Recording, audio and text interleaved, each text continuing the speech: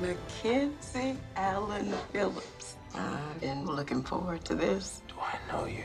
Not very well, but we can work on that. I really enjoyed the movie, and I want you to tell me how the conception for the book came about.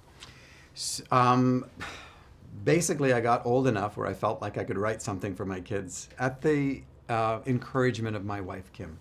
And not just a poem, not just a song, which I've done for years and given as gifts, but a story where I could wrap up my history. What Kim had asked for was something that puts in one place how you think, because you think outside the box. Right. And I come from a multicultural background, missionary kid, preacher's kid, the whole thing.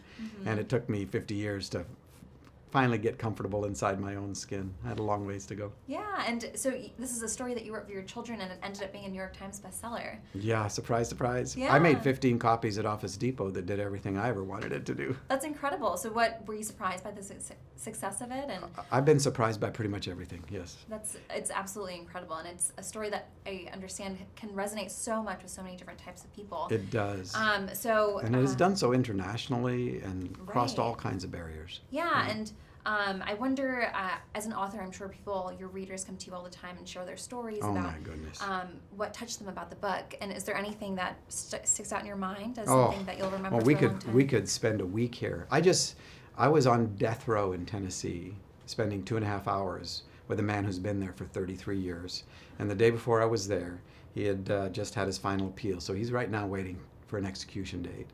Wow. And we spent this time because a friend of a friend who visits him had told me what an impact that the book has had in his life. And I got to spend 2.5 hours with a man and his friend, who was also on death row for 30 years. And they are two of the freest people that I know. And I said, we're in a world out here, a lot of us surrounded by prisons we can't even see. And you have gone through the process of owning your stuff, dealing with your losses, facing your stuff, and finding a place where you feel at home, regardless of the outcomes. And it was fantastic. He says, one night we were out on the in the yard, and the guards forgot about us.